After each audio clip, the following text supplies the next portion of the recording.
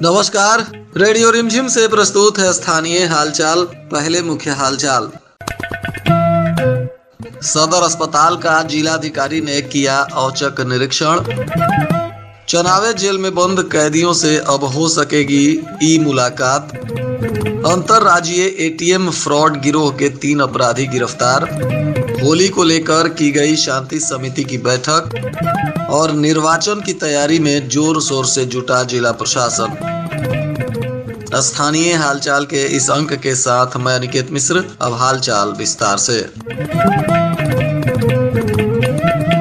जिलाधिकारी मोहम्मद मकसूद आलम ने आज अचानक सदर अस्पताल का औचक निरीक्षण किया। इस दौरान उन्होंने ओपीडी, आपातकालीन कक्ष, कार्यालय कक्ष और अन्य कक्षों का निरीक्षण कर डॉक्टरों की उपस्थिति की जांच भी की और ओपीडी में सर्वर काम नहीं करने की स्थिति में ऑनलाइन रसीद जनरेट नहीं हो पा रहा था। मरीजों की भीड़ लगी हुई थी, जिस पर उन्होंने ओपीडी में उपस्थित डॉक्टरों और कर्मचारियों को सर्वर नहीं काम करने की स्थिति में प्रिंटेड रसीद पर मरीजों की जांच करने का निर्देश दिया, जिसमें अनुपस्थित डॉक्टर राकेश सिंह का वेतन कटौती करते हुए उन पर स्पष्टीकरण करने का भी निर्देश दिया गया। साथ ही हॉस्पिटल के साफ सफाई की व्यवस्था पर भी अप्रसन्नता जाहिर की और हॉस्पिटल के प्रबंधक को सभी स्थानों पर साफ सफाई रखने का निर्देश दिया। थावे प्रखंड में स्थित चनावे जेल में अब जेल प्रशासन ने कैदियों के परिजनों के लिए ई मुलाकात को लेकर प्रक्रिया शुरू कर दी है। मुलाकात के लिए वेब पोर्टल शुरू किया गया है, जिससे जेल में बंद कैदी के परिजनों को मंडल कारा का चक्कर लगाना नहीं पड़ेगा। इस web portal national prisons information portal यानी ई प्रिजन के वेब पोर्टल के माध्यम से जिले या जिले के बाहर तथा किसी भी प्रांत से लोग जेल में बंद पड़े अपने परिजनों से मुलाकात कर सकते हैं। इसके लिए अपने सभी संबंधित आवश्यक कागजात के साथ आवेदन करना पड़ेगा। जेल अधीक्षक सत्येंद्र कुमार सिंह ने बताया कि बंदियों के परिजनों के लिए यह कार्यक्रम शुरू किया गया है। वेब पोर्टल के लिए परिजनों को अपना नाम, पिता का नाम, पता, उम्र, लिंग, बंदी के साथ संबंध और पहचान पत्र का ब्यौरा, ईमेल का पता और मोबाइल नंबर इत्यादि देना आवश्यक है। इसके साथ ही मंडल कारा का नाम, ई मुलाकात करने की तिथि, बंदी का नाम, बंदी के पिता का नाम, बंदी की उम्र का उल्लेख करते हुए आवेदन करना होगा। मुलाकाती की आवेदन के बाद जेल प्रशासन की सत्यापन के बाद कारा अधीक्षक की अनुमति मिलने पर मोबाइल नंबर तथा ईमेल के माध्यम से मुलाकात का समय, दिन इत्यादि की जानकारी दी जाएगी, जिससे बंदी के परिजन आसानी से ई मुलाकात कर सकते हैं। इस सुविधा का लाभ प्रति बंदी सप्ताह में अधिकतम 1 दिन के लिए ही उपलब्ध है। मौके पर जेल उपाधीक्षक अजय कुमार सहित जेल प्रशासन के कई लोग मौजूद रहे।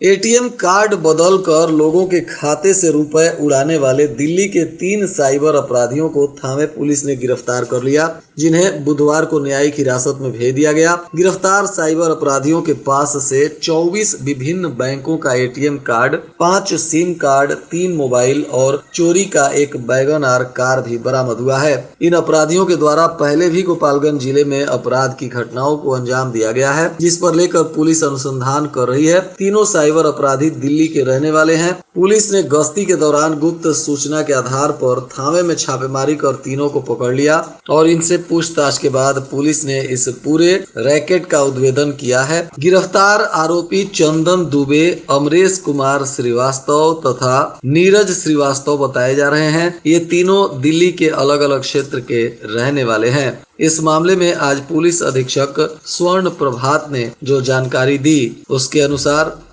एटीएम स्वैप कर लोगों के साथ धोखाधड़ी करने वाले अंतर्राज्यीय साइबर अपराधी गिरोह का पर्दाफाश हुआ है और इसमें कुल 3 अपराधी गिरफ्तार किए गए हैं और उनके पास से एक चोरी की कार बरामद की गई है और 24 एटीएम कार्ड बरामद किए गए हैं, 5 सिम कार्ड बरामद किए गए हैं और 3 मोबाइल बरामद किया गया है। और ये तीनों जो अपराधी हैं ये दिल्ली से के रहने वाले हैं और ये अलग अलग राज्यों में जाकर एटीएम्स पे एटीएम स्वैप कर लोगों को भला फुसला कर धोखाधड़ी कर उनके पैसे निकाल लेते थे। और इन्होंने गोपालगंज में भी 2 घटना को अंजाम दिया था, जिसका खुलासा हुआ है। जो पहली घटना नगर थाना अंतर्गत पिछले साल जून में इन्होंने घटित किया था और दूसरी जो घटना है अभी कुछ दिन पहले 22 जनवरी को थावे थाना अंतर्गत किया था SBI के ATM में। तो इन दोनों कांडों का खुलासा भी हो रहा है और इनका क्रिमिनल हिस्ट्री भी हम लोग प्राप्त कर रहे हैं। ये दिल्ली से भी कई बार जेल जा चुके हैं और इनकी क्रिमिनल हिस्ट्री भी हम लोग खंगाल रहे हैं। जिलाधिकारी मोहम्मद मकसूद आलम के अध्यक्षता में आज समाहरणालय सभा कक्ष में आगामी होली के त्योहार को लेकर विधि व्यवस्था बनाए रखने के उद्देश्य से शांति समिति की बैठक की गई। इसमें जिलाधिकारी ने कहा कि इस वर्ष होली के साथ साथ चुनाव का भी समय है, इसलिए अतिरिक्त सतर्कता बरतने की आवश्यकता है। उन्होंने सभी अनुमंडल पदाधिकारी और अनुमंडल पुलिस पदाधिकारी को प्रिवेंटिव कार्रवाई पर विशेष बल देने को कहा है। मद्य निषेध का सख्ती से अनुपालन भी सुनिश्चित करने का निर्देश दिया।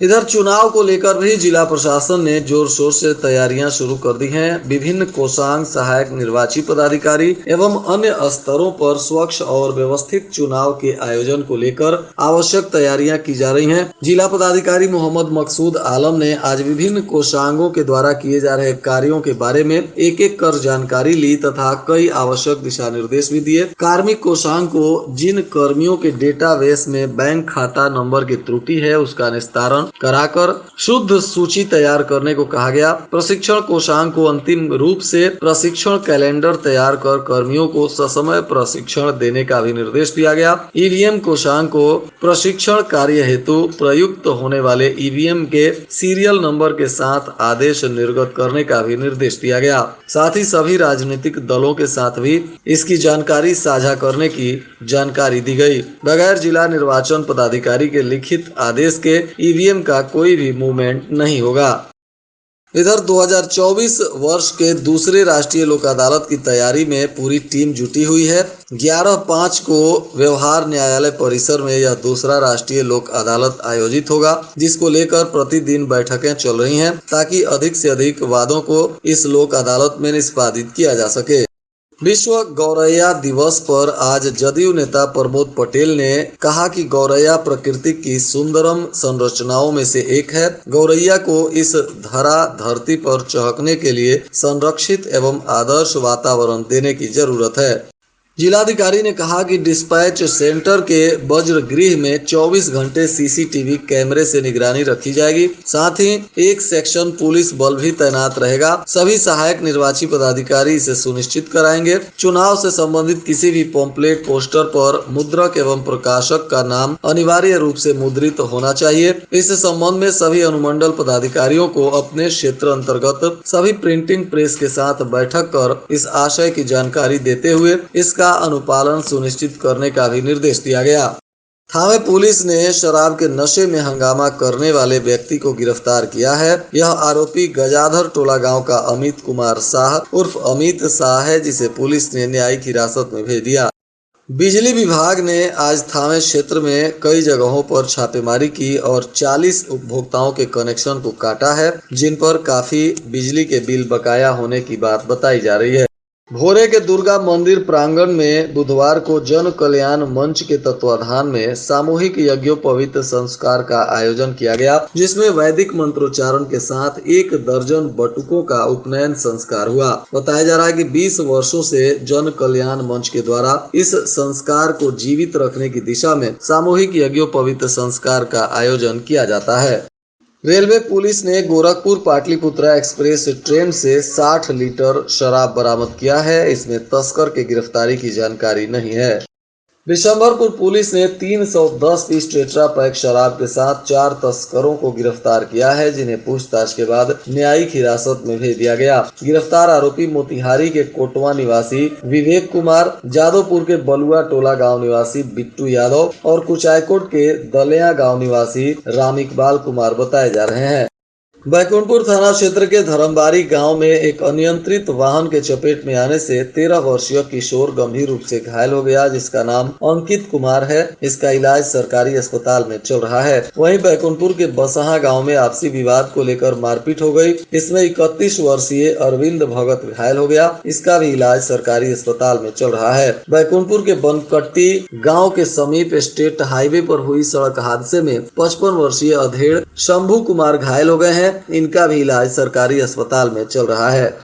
भोरे प्रखंड मुख्यालय में स्थित कस्तूरबा गांधी आवासीय बालिका विद्यालय की छात्राओं को वार्डन के द्वारा प्रताड़ित करते हुए उनकी पिटाई का एक मामला सामने आया था, जिसके बाद एसडीओ अभिषेक चंदन ने बुधवार की दोपहर में मौके पर पहुंचकर बारी बारी से सभी छात्राओं से पूछताछ की। साथ ही विद्यालय में पठन पाठन और मेनू के अनुसार दी जाने वाली भोजन की भी जाँच की बात बताई। बताया जा रहा है कि शुक्रवार की देर शाम को वार्डन ने छात्राओं को प्रताड़ित करते हुए पिटाई कर हॉस्टल के बाहर खुले मैदान में खड़ा कर दिया था। इस दौरान वार्डन ने हॉस्टल के सीसीटीवी कैमरे को भी बंद करवा दिया था। देर रात तक खड़े रहने के बाद जब छात्राएं भूख प्यास से बेहाल हो गई और अंधेरे में भयभीत होकर बिलख बिलख कर रोने लगी, तब उन्हें हॉस्टल में वापस बुलाया गया था। अगले दिन छात्राओं ने जब विद्यालय में पढ़ने के लिए पहुंची तब शिक्षकों से अपनी पिटाई की निशानियां दिखाते हुए घटना की जानकारी दी थी। अब इसका जांच हुआ है और आगे इसमें प्रशासन क्या कार्रवाई करता है यह सामने आएगा। माझागढ़ थाना क्षेत्र के माझा शिव मंदिर में रहने वाले बुजुर्ग करीब 5 दिनों से मंदिर से लापता हो गए हैं, जिसके बाद स्वजन मंदिर परिवार के लोग भी चिंतित होकर उनकी खोजबीन कर रहे हैं। बताया जा रहा है कि पश्चिमी चंपारण के भैरोगंज थाना क्षेत्र के बांस गांव मझरिया निवासी संजय तिवारी, जिनकी उम्र करीब 55 वर्ष है, यह माझा मंदिर में पिछले कुछ महीनों से रह रहे थे और 17 मार्च की शाम को मंदिर से माझा बाजार पशु आहार खरीदने के लिए गए हुए थे। इसी बीच वह गायब हो गए हैं। अब लगातार उनकी खोजबीन की जा रही है। पुलिस भी इस मामले में जानकारी मिलने के बाद जांच पड़ताल में जुट गई है। और आज के मौसम का तापमान गोपालगंज में न्यूनतम 18 डिग्री सेल्सियस और अधिकतम 26 डिग्री सेल्सियस रहने की संभावना है। बारिश की संभावना अभी भी बनी हुई है। अंत में मुख्य हालचाल एक बार फिर। सदर अस्पताल का जिलाधिकारी ने किया औचक निरीक्षण। चनावे जेल में बंद कैदियों से अब हो सकेगी ई मुलाकात। अंतरराज्यीय एटीएम फ्रॉड गिरोह के 3 अपराधी गिरफ्तार। होली को लेकर की गई शांति समिति की बैठक और निर्वाचन की तैयारी में जोर शोर से जुटा जिला प्रशासन। इसके साथ ही रेडियो रिमझिम से प्रसारित स्थानीय हालचाल का यह अंक समाप्त हुआ। नमस्कार।